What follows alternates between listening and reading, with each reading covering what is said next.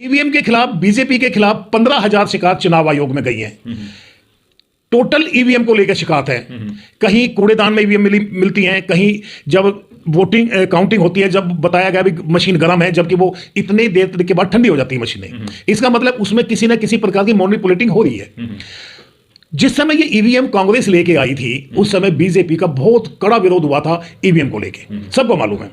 आज 2024 में ballot paper से चुनाव होते हैं तो जो हम देख रहे हैं बीजेपी की करारी हार हो जाएगी। अच्छा, हाँ, बैलेट पेपर से चुनाव होंगे तो 100% बीजेपी की हार है तय। इस पे क्वेश्चन मार्क उठता है, सवाल उठता है, तो वो लोकतांत्रिक तरीके से नहीं रह जाता है। अगर इतने सारे सवाल उठते हैं, सरकार ने एकदम से उसकी बात मान के और बैलेट पेपर से करा देने चाहिए। सरकार सुन रही है देश की जनता की आवाज, भाई चुनाव ईवीएम को बैन करो, तो वो लोकतांत्रिक तरीका नहीं रह जाता है। वो एक तानाशाह तरीका हो गया, आप कितना भी चलाओ, कुछ भी करो, हमने ईवीएम से ही कराएंगे, तो वो लोकतंत्र वहां खत्म हो जाता है, तानाशाह शुरू हो जाता है वहां पर। जब तक हमारा सैनिक समाज मोदी की खिलाफत चुनाव में प्रयोग नहीं करेगी, इसके खिलाफ वोटिंग नहीं करेगी, जब तक हमें ओआरओपी की हमारी आवाज मोदी सरकार नहीं सुनेगी। हमें एकजुट होकर मोदी के खिलाफ वोटिंग करनी पड़ेगी, तब मोदी सरकार समझेगी हाँ फौजियों की कुछ ताकत है। साथियों नमस्कार, मैं हूं विवेन सिंह और आप देख रहे हैं क्लाउड न्यूज।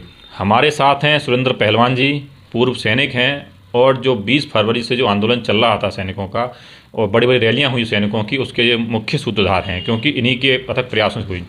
लेकिन अभी सैनिकों ने भी और जवानों ने मिलकर पार्टी बना ली है। उन सारे विषयों को लेके ओआरपी के क्या मसले रहे, ये सारे मसलों को लेके हम बात करेंगे। और अब कुछ सैनिकों की तरफ से ईवीएम के खिलाफ और कुछ विपक्ष की जो पार्टियां हैं, क्षेत्रीय दल हैं, वो भी ईवीएम को लेके, कई सारे सोशल एक्टिविस्ट भी ईवीएम को लेके बहुत हमलावर हैं। उन सारे मुद्दों को लेकर आज हम बात करेंगे सुरेंद्र पहलवान जी से, जानेंगे सुरेंद्र पहलवान जी से कि वो ईवीएम को लेके और जो 2024 के लोकसभा चुनाव है उसको लेकर इनकी क्या राय है। तो सर, सबसे पहले तो आपका बहुत बहुत स्वागत है। सर हम आपसे जानना चाहेंगे सर कि जो ईवीएम को लेकर जो आज बात हो रही है उसको लेकर आप क्या कहना है। जय हिंद, मैं सुरेंद्र पहलवान, पूर्व सैनिक, दिल्ली वेटरन्स का अध्यक्ष हूँ। आपने एक नया क्वेश्चन मेरे लिए पूछ लिया है वीरेंद्र जी, क्योंकि हम थोड़ा सा इस चीज़ के दूरी में थे। एक सैनिक जब तक फौज में रहता है तो वो देश की रक्षा और सुरक्षा के लिए काम करता है। आज हम रिटायर हो गए हैं। रिटायर होने के बाद हमारे कंधों पर जो नैतिक जिम्मेदारी आ जाती है वो समाज की आ जाती है। तो सामाजिक जो जिम्मेदारियां हमारी आ जाती है हमारे ऊपर, तो हमें ये देखना होता है भाई समाज में बुराई क्या हो रहा है, गलत क्या हो रहा है। आज जो सबसे बड़ा मुद्दा बुराई का जो निकल के सामने आया है जनता के बीच में, वो ईवीएम का है। एक राजनीतिक पार्टी जब सर्वे होता है तो उसमें उसकी करारी हार सर्वे दिखाता है, और जब उसका रिजल्ट आता है तो बिल्कुल उसका विपरीत आता है। अब वो जीतती है। अभी आपने देखा 3-4 राज्यों में लगातार बीजेपी जीती है। ईवीएम के खिलाफ, बीजेपी के खिलाफ 15,000 शिकायत चुनाव आयोग में गई है। टोटल ईवीएम को लेकर शिकायत है। कहीं कूड़ेदान में ईवीएम मिलती हैं, कहीं जब वोटिंग काउंटिंग होती है जब बताया गया भी मशीन गर्म है, जबकि वो इतने देर के बाद ठंडी हो जाती है मशीनें। इसका मतलब उसमें किसी न किसी प्रकार की मैनिपुलेटिंग हो रही है। जिस समय ये ईवीएम कांग्रेस लेके आई थी उस समय बीजेपी का बहुत कड़ा विरोध हुआ था ईवीएम को लेके, सबको मालूम है। आज पूरा विपक्ष, देश की जनता ईवीएम को बैन चाहती है,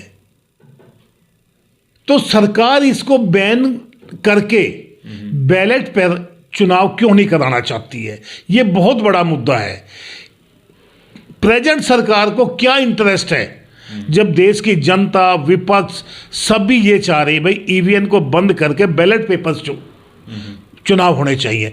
इवन जहां तक मेरी जानकारी है, जो देश इस ईवीएम को बनाती है वो भी अपने देश में बैलेट पेपर से चुनाव करा रही है।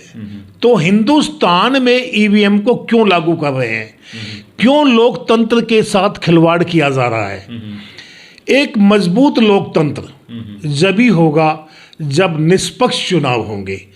अब जनता की आवाज है ईवीएम को बैन करना, तो सरकार ने और चुनाव आयोग ने इसको बैन करके लोकतांत्रिक तरीके से चुनाव कराने चाहिए। जैसा कि आपने कहा लोकतांत्रिक चुनाव, तो लोकतांत्रिक तरीके से ही हो रहे हैं, चुनाव आयोग ही चुनाव करा रहा है, लेकिन आपने कहा ईवीएम को बैन हो जाइए।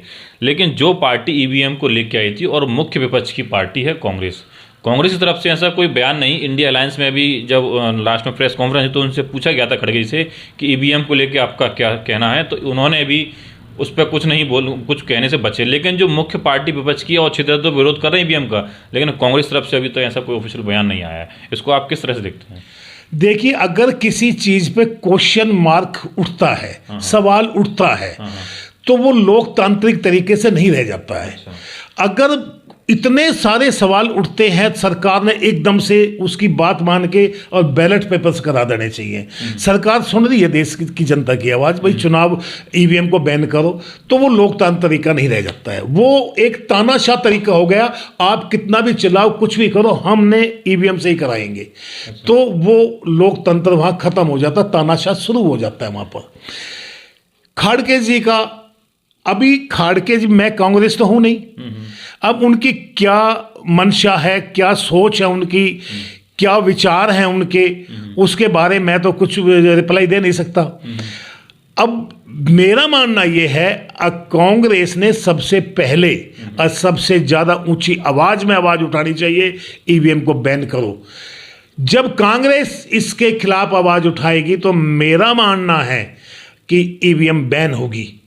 जब तक कांग्रेस इसकी आवाज़ नहीं उठाएगी, जब तक ईवीएम बैन होना बहुत ही मुश्किल है। अच्छा सर, जैसे कि आपने कांग्रेस आवाज़ उठाएगी, कांग्रेस तरफ से अभी आवाज़ नहीं आ रही, तो क्या लगता है कि 2024 का जो चुनाव है वो ईवीएम से होगा या बैलेट पेपर से होगा? कांग्रेस क्या लगता है आपको, इसके लिए आवाज़ उठाएगी या नहीं उठाएगी? देखो भाई, आवाज़ उठाएगी नहीं उठाएगी ये तो कहना बड़ा मुश्किल का काम है, लेकिन अगर 2024 में बैलेट पेपर से चुनाव होते हैं तो जो हम देख रहे हैं बीजेपी की करारी हार हो जाएगी। अच्छा, हाँ, बैलेट पेपर से चुनाव होंगे तो 100% बीजेपी की हार है, तय है।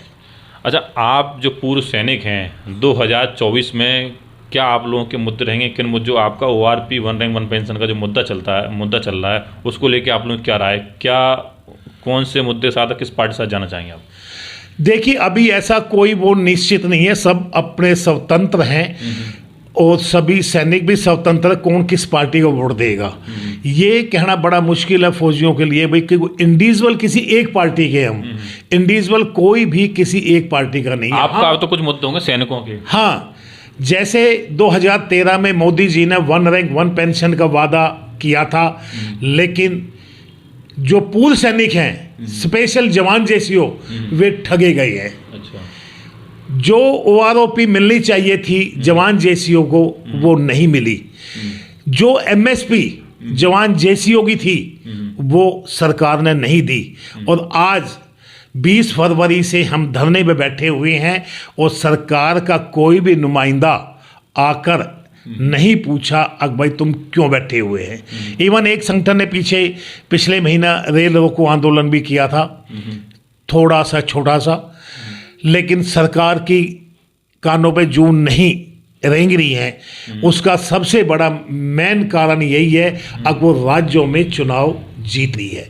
जब तक हमारा सैनिक समाज मोदी की खिलाफत चुनाव में प्रयोग नहीं करेगी, इसके खिलाफ वोटिंग नहीं करेगी, जब तक हमें OROP की हमारी आवाज़ मोदी सरकार नहीं सुनेगी। हमें एकजुट होके मोदी के खिलाफ वोटिंग करनी पड़ेगी, तब मोदी सरकार समझेगी हाँ फौजियों की कुछ ताकत है। सर, जैसा कि आपने कहा कि ईवीएम की बात की, आपने अपनी सैनिकों की बात की, लेकिन 2024 में आपकी नज़रों में क्या मुद्दे होने चाहिए? 2024 में जो जिन मुद्दों साथ 2024 का देश का जो आम लोकसभा चुनाव वो होना चाहिए। देखिए, मोदी जी से बात हुई थी 2 करोड़ रोजगार के लिए, बात हुई थी भ्रष्टाचार खत्म करने के लिए, बात हुई थी महंगाई कम करने के लिए, बात हुई थी चाइना को लाल आंख करके दिखाने के लिए, बात हुई थी पेट्रोल डीजल के रेट कम करने की, बात हुई थी सिलेंडर के दाम कम करने की, बात हुई थी महिला सुरक्षा को लेकर। क्या यह सब हुआ? नहीं हुआ। भ्रष्टाचार दिन पर दिन बढ़ता गया है, महंगाई आसमान छू गई है, डॉलर आसमान छू गए हैं।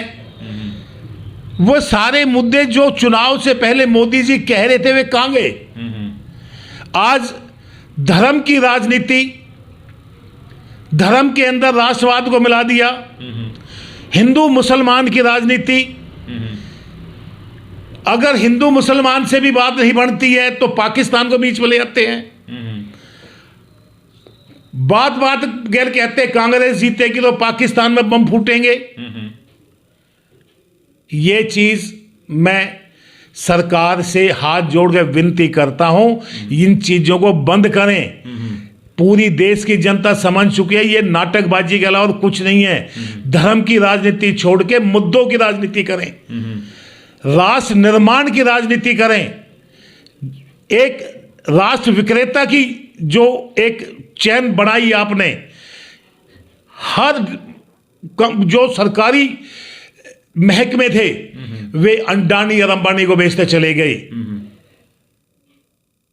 जिस दिन उन वोटरों का भी नशा टूटेगा, उन भक्तों का नशा टूटेगा, उनके हाथ में कुछ नहीं बचेगा, ठगे रह जाएंगे। फिर ये कहेंगे अब क्या करें। तो मैं हाथ जोड़े विनती करता हूं,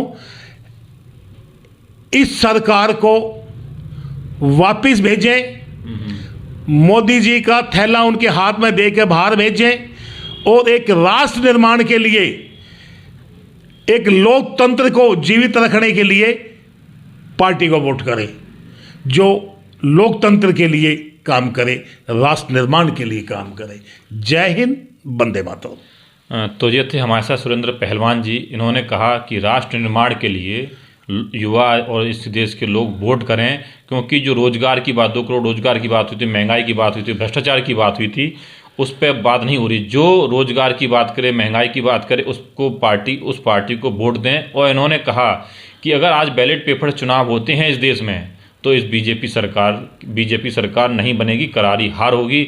ऐसी और अन्य अपडेट के लिए आप देखते रहिए क्लाउड न्यूज़ पर। धन्यवाद। लेटेस्ट अपडेट पाने के लिए हमारे चैनल क्लाउड न्यूज़ को अभी लाइक करें, सब्सक्राइब करें और बेल आइकन दबाना बिल्कुल ना भूलें।